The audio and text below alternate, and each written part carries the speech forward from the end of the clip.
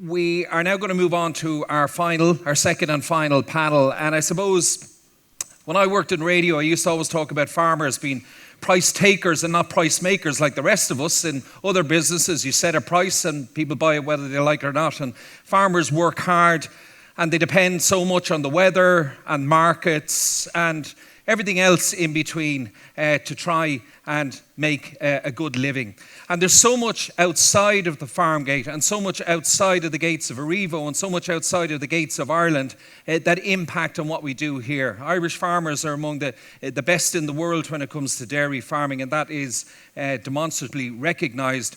But there are other issues at play, particularly, I suppose we've noticed it in this 21st century, geopolitical tensions, global pandemics, animal disease, consumer demands changing, so many other influences that impact on price and where we're going. So it's always choppy waters that we must navigate, but so far so good. And, you know, there's always challenges, but the Irish dairy sector, I think, and we're going to find out a little bit more about it now, is very, very resilient. And we're going to find out a little bit more about as we begin the start of a new EU Commission, for example, a new American presidency, where we're going maybe over the next 4 or 5 years. Now, we're not clairvoyants. Nobody can predict milk price beyond next week, really, because of some of the issues that I highlighted a bit earlier on. But we're going to maybe do our best to give an overview as to where the Irish dairy sector fits into where the world is going in terms of the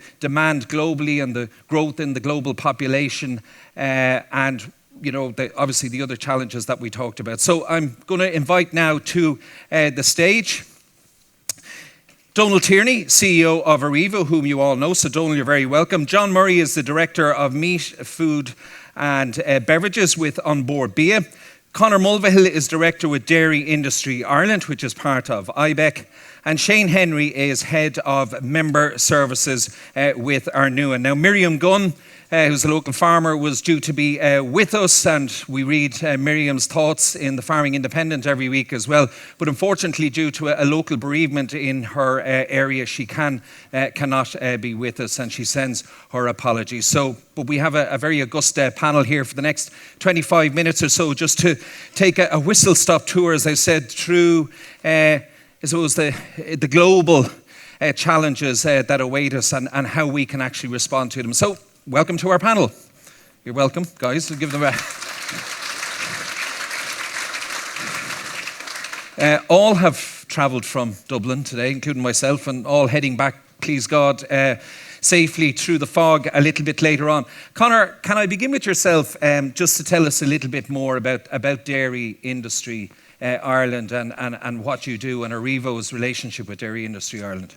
Yeah, thanks a million for having me, number one. Just Dairy Industry Ireland is a trade association. So as a lot of you would know, like Meat Industry Ireland, the Vintners Association, it's a trade association representing the business element of dairy, specialised nutrition processing, foods for special medical purposes. We have 19 members. On the primary side, we have 9 members plus Ornua, which are our marketing association, and Donal then is on the board as the CEO of Aurivo, and he's there with the rest of the other CEOs for the other dairy processors. But they're also, remember, we're Ireland's biggest native industry, giving 17.6 billion euros of economic activity to the state. We also, on the back of our primary dairy industry, have a specialised nutrition industry, a foods for special medical purposes industry built off of that. So essentially, we would be the negotiators with government, with the EPA, with the EU on behalf of the industry. So we have 19 members on top of your normal dairy companies. You have the likes of Danone, Abbott, Nestle. All of these are key dairy and specialised nutrition companies involved in the state, and it's our job to really push to government and beyond government the role of dairy and specialised nutrition in the Irish economy. And you know, you use good figures. I mean, 17 billion euro. That's the value of dairy farming to the Irish rural economy. Yeah. To put it in context, all of tourism together is about 11 billion. Dairy is bigger than the hotels you're in, the bars, the restaurant. It is the absolute background of the Irish economy, and we sometimes forget that, and we have to really drive on and tell the new government and beyond that story. And I think the penny is dropping in that regard. Conor, I know, I'm based in Brussels, as I was saying earlier on, and ICOS and the IFA are part of the Copa Cogeca family, which is the large group of European farmer and cooperative organisations working together, obviously, to try and lobby hard, the Commission, governments there, MEPs, as best we can. We have, by the way, 14 MEPs out of 720. There's 450 million people in the EU. We 5 million. So we do our best, I suppose. And each of those countries and all those MEPs, they have different asks. They have different industries in their own countries. But Ireland does command a lot of support and respect, particularly in the agri sector. And I'm not just saying this because the last thing a person ever wants to hear if they're not feeling well is that, will you cheer up there? There's always somebody worse off than yourself, sort of thing. That sometimes makes you even more mad. However, my experience, and you as somebody that's dealing with a lot of European trade organisations, my experience in Brussels, hand on heart, is that the other farm organisations and cooperative organisations and farmers do envy our country here for what we have in the dairy sector. I know my colleagues in France, they have a huge problem with farmers leaving. Older farmers are getting out of dairying because they literally have no successors. Young people just don't want to go into the business. Spain, access to water is a huge problem. A lot of dairy farmers getting out there. Germany, they just can't make a living. The cost of inputs is too high. And they look at our system here and they say, Ireland really is up there as the premium brand to be held up as how we are doing it well. Is that fair enough analysis from? Look, the first thing to acknowledge was that 2023 and right into August 2024 was horrific for dairy farmers, for us in industry as well. It was hugely difficult. But since then, we've had a good back end. We look to be having to have a good start in the spring, despite maybe a bit of snow last week, but things are good.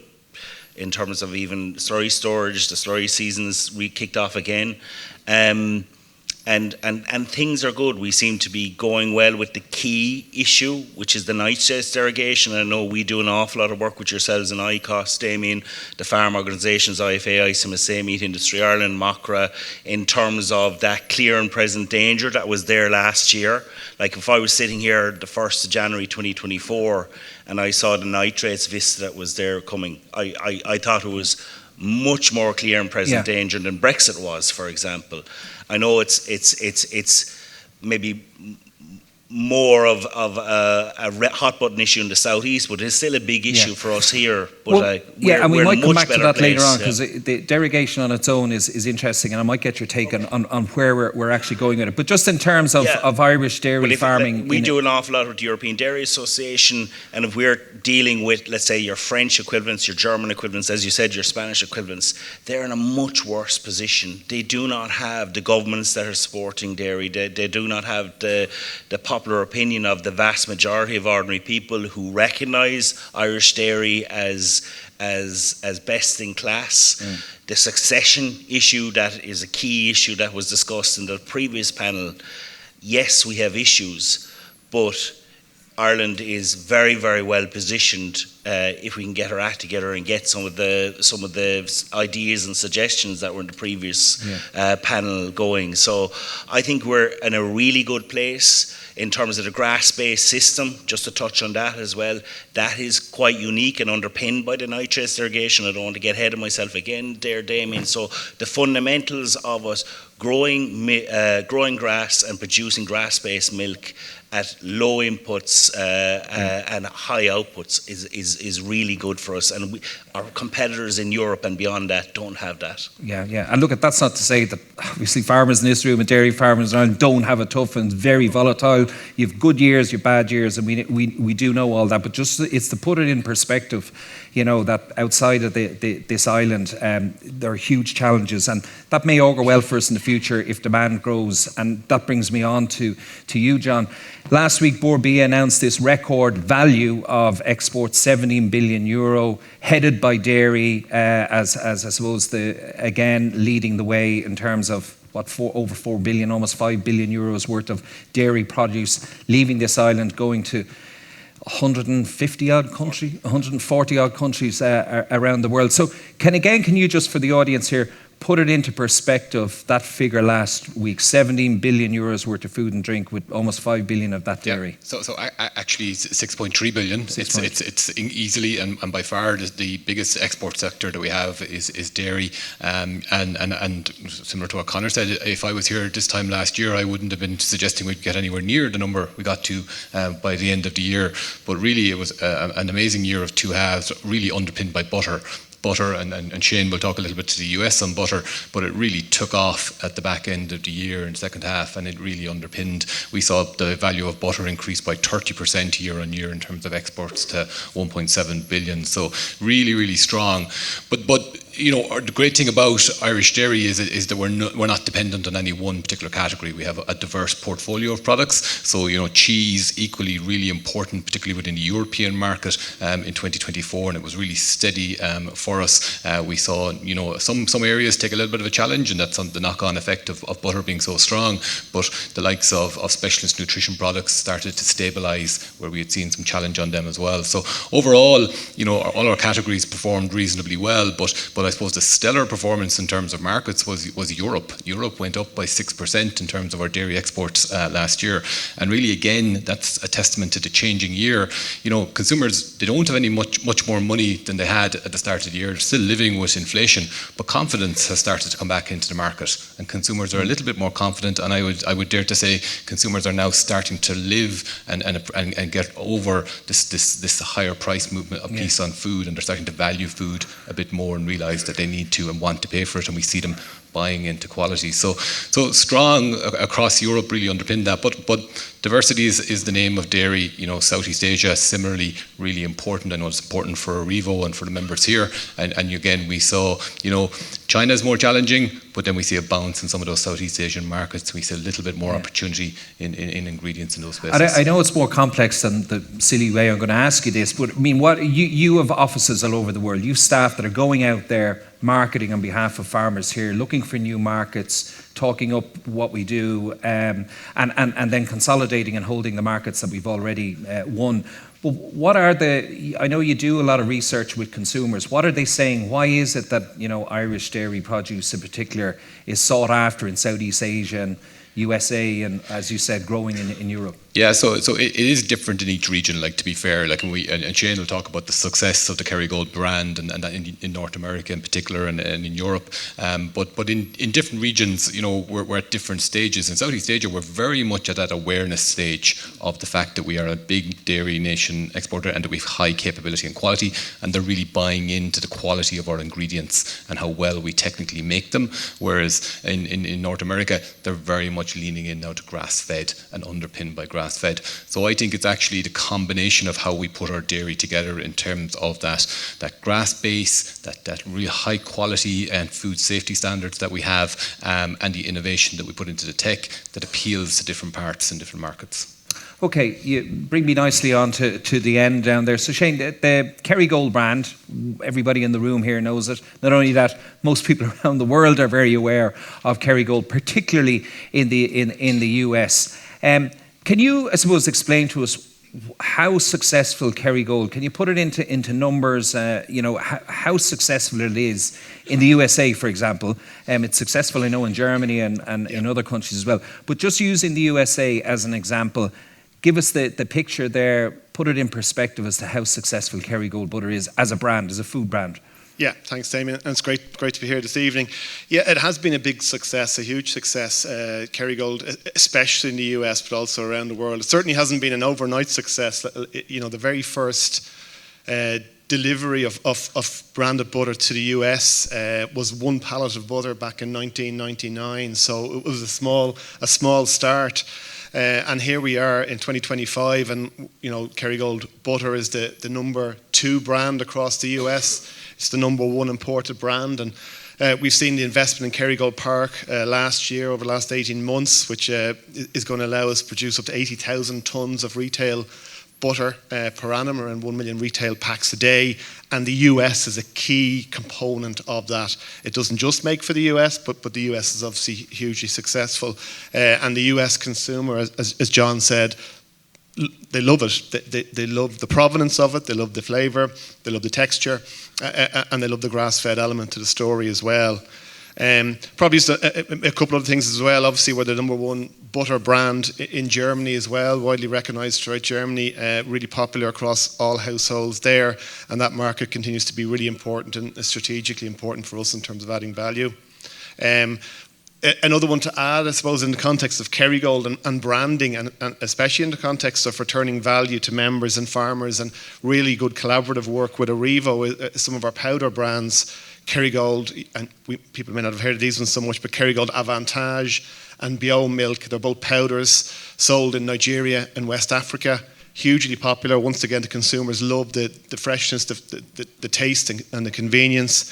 And in Nigeria alone, every month there's around 10 million sachets of Kerrygold Avantage powder sold there every single month.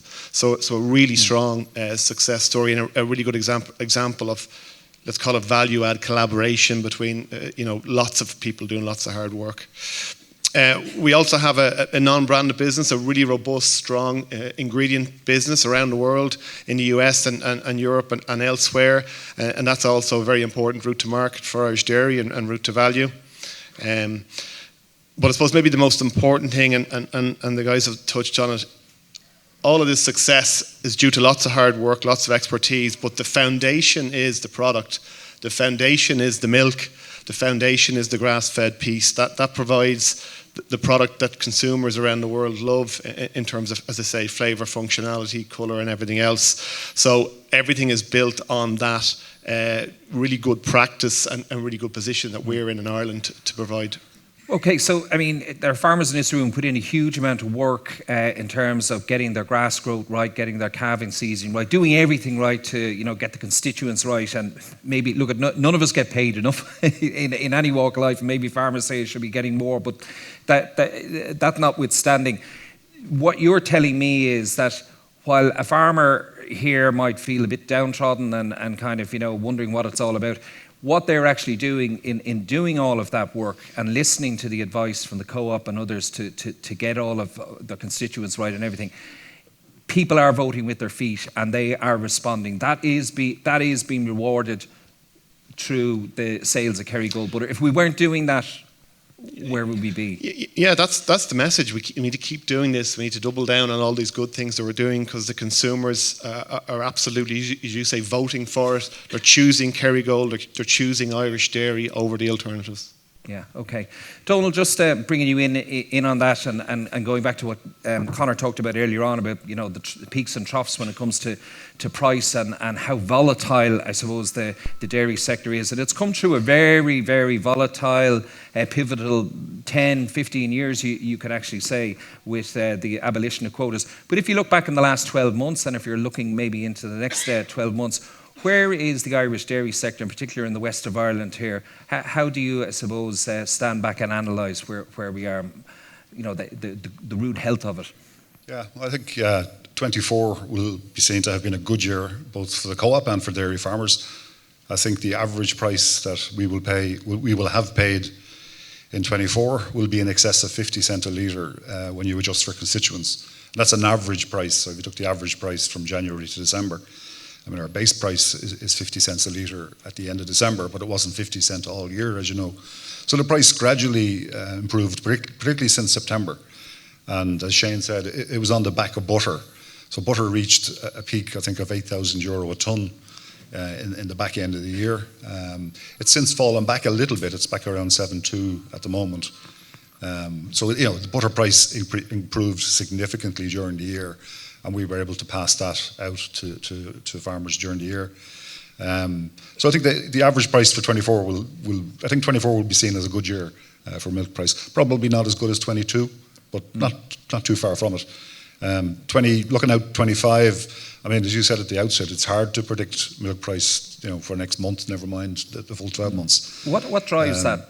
in terms of price? It's supply and demand. Really, it's back to the basics. It's as simple as that. Yeah. Supply and demand, and it's a global commodity, as you know. So it really is supply and demand. On the supply side, milk supply last year was I think was marginally up at the end of the year. The predictions for this year is that it'll be marginally up again, but by less than 1%. Demand is growing across the globe, maybe 1.5% per year, and that extra 0.5% is significant in terms of the supply demand balance. So that's what will drive prices. More demand than supply. But just on milk price outlook, if that's what you're asking me, we did our budgets there around October, November time. We've budgeted for a similar average price in 25 as we achieved in 24. But the makeup of that will probably be slightly different. Last year, 24, we started with a low base price in Jan, Feb, and we went up as high as 50 cent by the end of the year. I think the trajectory for 25 might be slightly different in that we're starting at 50, which is where we ended up. And it might dip a little bit. Certainly, if you looked out at the moment, you would say milk price might dip a little bit, but not significantly. Perhaps 3 cent a litre is the outlook of a dip at the moment. But that's not something we're implementing currently. If you were to look at today's spot prices, that's what milk price would be. So we're predicting a similar average price 25 as we achieved. Listen, I'm sure it's a fragile business. For example, was it only last Friday week? Foot and mouth outbreak in Germany. These things you can never actually predict. And that will that could drive demand actually of Irish dairy, because demand for German dairy is suffering because of it. But for the grace of God, absolutely, in that regard. Absolutely. John, you were nodding your head there when we talked about demand globally. I mean, the world population is expected to there was a time they used to say it will hit 7 billion, then it's 9 billion. Now I'm hearing 10 billion by 2050. People need to be fed. As a protein, particularly in developing countries where we already have markets in MENA and Southeast Asia. What are you hearing, again, looking into your crystal ball? Is demand going to continue to grow for what we produce in those countries? Yeah, absolutely. Demand, there's no doubt about it that we're going to see both demand driven both by population, but also I think what we're seeing is more and more intense in consumption of dairy as well. And so, population-wise, yes, we'll definitely hit 8.5 billion people by 2030, but it's not actually about the 8.5 billion people. What it's actually about is the fact that there'll be 1.7 billion of them that will move up into middle-class incomes, that there'll be 900 million of them that will move up into high-end incomes, and they're the ones that we actually want to be targeting really premium product dairy at, and that's where the return will come from. So there will absolutely, in my view, be a bigger market for it. And on the same time that all of that is happening, we are going to be seeing the dairy herds in France and in Germany and Netherlands declining. I think the EU market is going to be a particularly important market for us in terms of fats, and then we'll still see those really strong developing markets looking for new opportunities in the likes of Southeast Asia and Africa. Yeah. Listening to you there, about 5, 6, 7 years ago, we'll say pre-pandemic in particular, even maybe before that, farmers at meetings like this would have been very worried about the future, because what was happening, people were moving away from dairying. We were hearing veganism was becoming a bit veganuary. I don't think is still going. I haven't heard about it this month. The growth in alternative to dairy kind of products backed by global billionaires and so on and so forth. I'm not hearing as much about those businesses now. What's the? And I'll go on to Conor on this as well. What are you hearing? I mean, have we overcome that kind of threat as dairy producers? I mean, most of us here are probably buying, the alternatives as well, which are fine.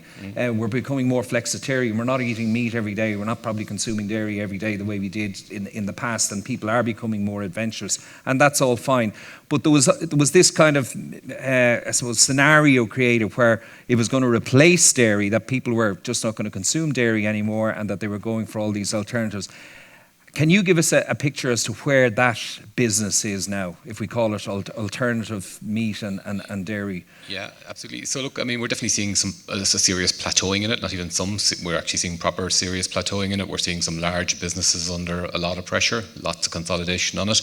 And I think probably the big piece behind that is that the consumer has started to wake up a little bit to actually what is in these products and what has made them what they are.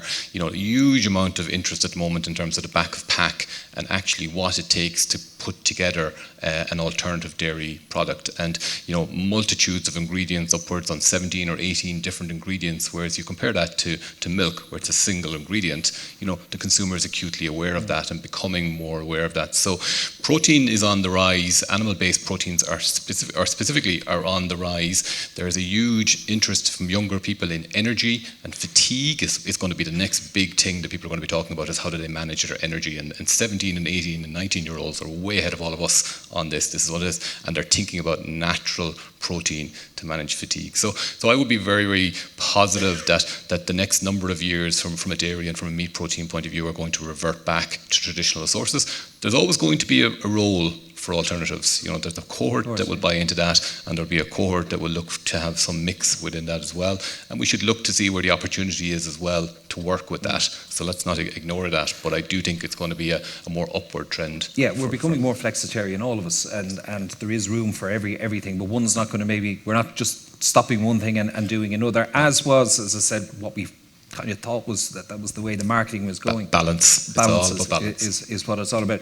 Conor, just on that, consumers have been mentioned quite a lot here, and we're all consumers. We're not stupid. Consumers are not stupid, and they are more cognizant now about welfare issues and about the environment in everything that they do. Whether it's no matter what we're doing now, we're taking the issues with regards to climate change into consideration, sustainability, and the same comes to dairy produce.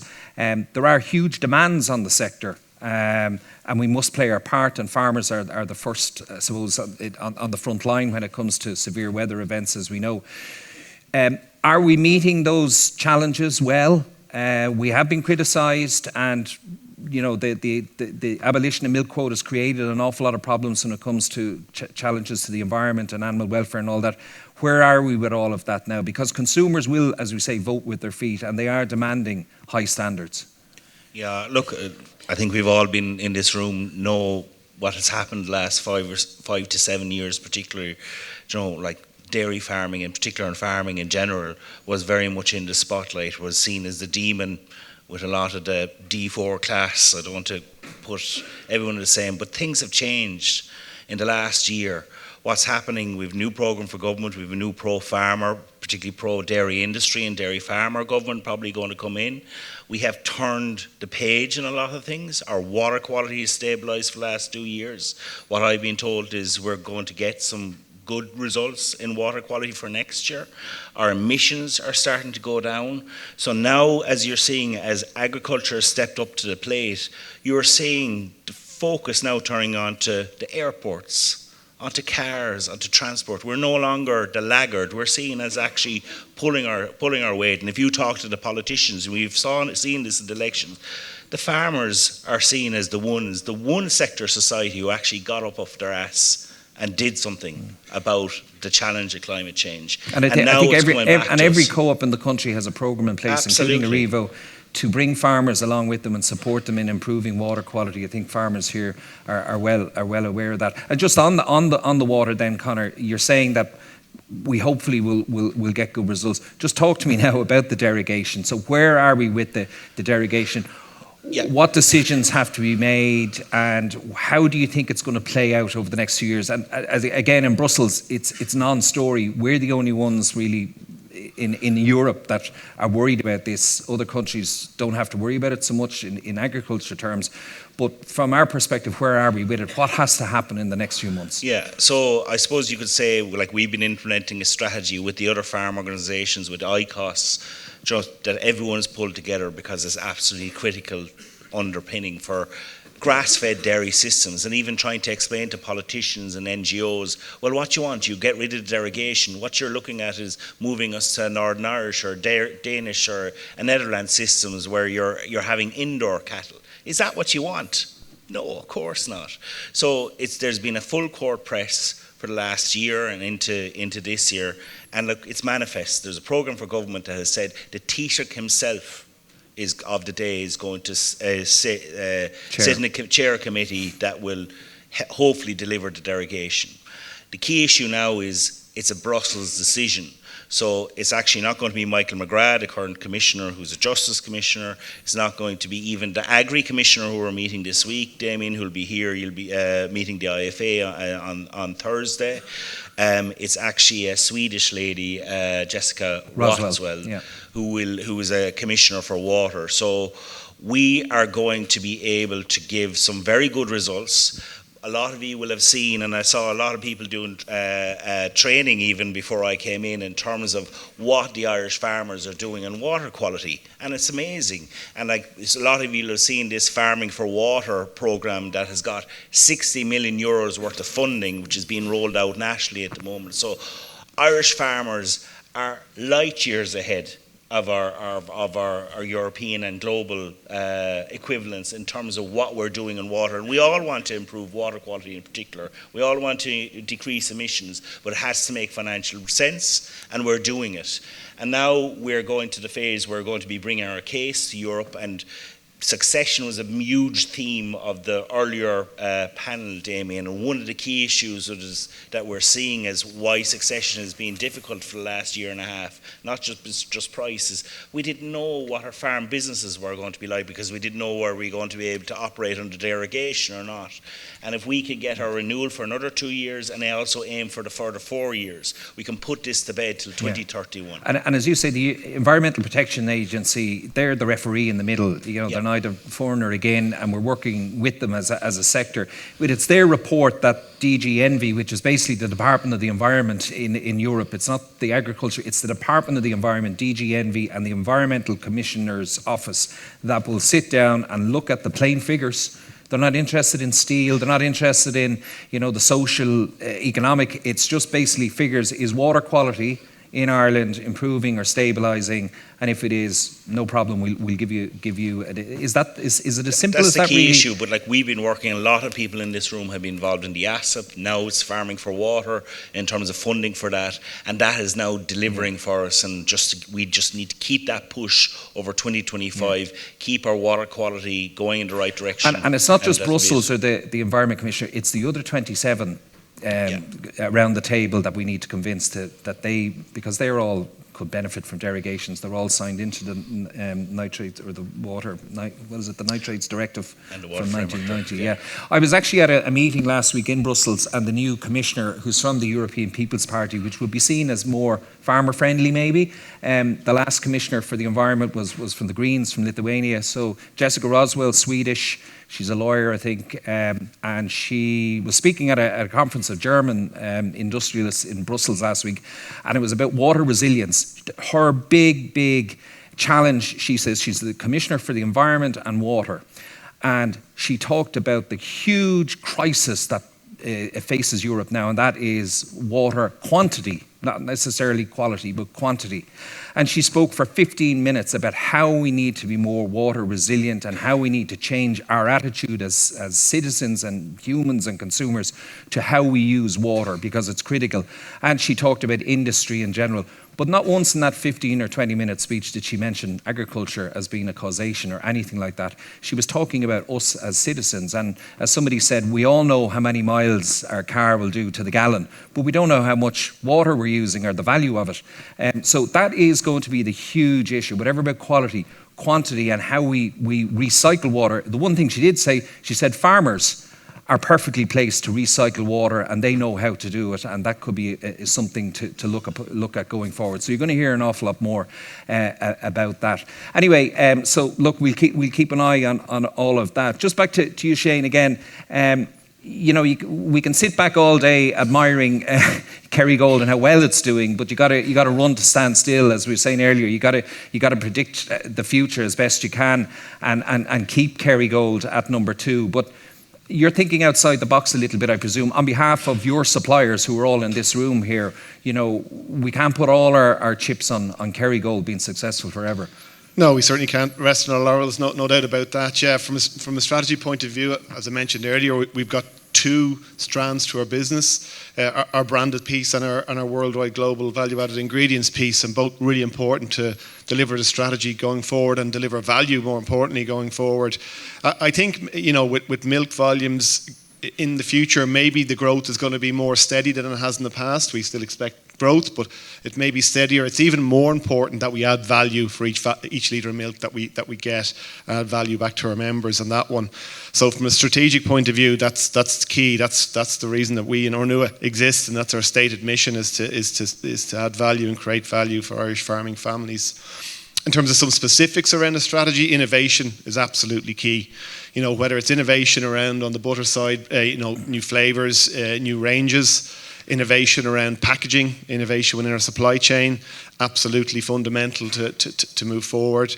On the powder and protein side, it's innovation maybe around tweaking protein levels within our powders, looking at the functionality that we provide, certainly for big markets in West Africa and Nigeria, building on things like coffee stability and how well the powders, the milk powders make yogurt, etc., for use, everyday use over there. So I think all of those things are going to be key. What's the next big thing? What do our customers want? And how can we collectively be supportive of what our customers' innovation needs are? So like in summary, in terms of a strategy going forward, I think what we really want and need is a balanced portfolio. We want a wide range of products. We want a wide range of customers, diverse customers geographically, and we want a really strong suite of branded offering. And once again, to labour the point, that's all predicated on the really good quality milk and really good quality production that we have here in Ireland. Okay, we're coming close to the end, and I'm conscious that the weather mightn't be great for driving and all that, so we can move on, and we'll have it. People can chat later over a cup of tea and some refreshments. Donal, just want to talk to you briefly about liquid milk. A lot of people in this room are in the liquid milk business. You take in more liquid milk proportionately as a co-op than any of the other co-ops. Again, so obviously you have to be very cognizant as to where that's going, what demand is going to be like. Are you pretty satisfied that it's positive, the outlook? Yeah, it is a critical component of Aurivo's business. I think 25. It's in excess of 25. I think it's actually 27% of our milk volume is sold in liquid form. Yeah. So it's a significant part, and always will be. We invested significantly in the business. We recently acquired the Arabon liquid milk business, as you know, in 2023. That acquisition has gone phenomenally well. It's enabled the co-op to pay the best liquid premium in the country, and it's also returned that business to profitability, because it had been loss making in years 21, 22 and prior. It's been making good money in 23 and 24, thankfully, since that acquisition has taken place. So that has been a game changer for a liquid milk business. So a significant and important component of the business. Hugely so, considering that in other co-ops it's much smaller than that. So 20, I think Tirlan would have less than 10% of their milk volume as liquid. They are bigger than us in liquid milk, in scale, but as a percentage of their total business, it's less than 10%, whereas ours is 27%. Right, okay. Now, we're not trying to manufacture positivity. I mean, what you've heard earlier on, what you've heard, tonight is genuine, it's factual, it's views and opinions, which it's great to come to a meeting that's upbeat and, in many ways, there is a positive outlook there. And as I said, we as a sector beat ourselves up a little bit too much, and we're wasting our time doing that. We waste too much energy in beating ourselves up when there's so much positive aspects to the sector. And what we do well, and it's recognised around the globe. And just keep up the good work, I suppose, is the message. But I will leave it to the experts to give you all maybe a 30-second take-home message here tonight. Going down to you, beginning with you, Shane. Yeah. Thanks very much. Okay. Well, on that theme, I'll end with on a positive note as well. As Donald said earlier, the forecast for worldwide dairy consumption for sustainably produced top quality products is predicted to grow between 1 and 1.5% every year for the next 10 years. So it is a really positive demand landscape out there, and I think certainly we in Ornua and across the industry are really ambitious and optimistic that we're in a good place and we'll continue to grow over the next coming years. Conor? Yeah, just maybe to be local. In the Northwest, you have the best environmental metrics on this island. I think there's scope for growth in the dairy industry in the Northwest. On top of that, keep on top of the water quality, get on top. It's excellent here in the Northwest. Keep it, and I think there's an amazing future for dairy in the Northwest of this country. John? Yeah, just building on what Shane said, I think the quality and the diversity of our dairy portfolio in Ireland is phenomenal, and actually it'll be the key to our success in the next 10 years. And Donal, final word to you. Yeah, just to repeat it, there's a demand for milk globally. We have the capacity to process it, and also we have the capability to sell it. So we welcome more milk, whether it's new entrants or current suppliers expanding. I think the days of expanding milk pool by 5 and 6% per annum, which we did since 2015, are probably over. But that's not to say it won't expand by even 1, 2, 3%. Like, you know, that's when you compound that year after year, it adds up to a significant figure. So we are open for new milk. And you're open for new business. You have nearly 200 new entrants in the last 10 years, which is 200 new entrants since 2016. It's great, and as I said, yeah, compared to other professions, as I said, you know, the media. I come from a publican background. My father was a publican. You know, we see how the challenges that, you know, small to medium-sized enterprises and small towns have had. So, you know, as farmers and as dairy farmers in particular, as I said, there are a lot of challenges, but we can overcome them, and it's great to hear that, you know, globally, you know, everything seems so fairly bright in that regard. Okay, we've had a long day. We've got to hit the road back to the big smoke, as they say. But look, it's really heartening to see so many people have taken time to come here tonight. We wish you all a very happy year farming. Want to say well done to Declan and to Stephen and to Niamh and the rest of the team for putting this together. Just didn't happen this week. It's been ongoing for a while. Thanks to all the exhibitors. Thanks to the hotel. Thanks to everybody who took part this morning and here this evening as well. It's not easy to sit up on the stage in front of an audience and I suppose talk openly about things, but yes, like, anyone who hasn't signed for the water quality training that needs to... Okay, anyone hasn't signed for the water quality training, that's important. You can do so in the corner. There's tea and refreshments at the back. There's a goodie bag as you leave, and all I can do is say the very best of luck for the year 2025. It'll be a good year. We'll do our best on our side of things, and Mayo for Sam.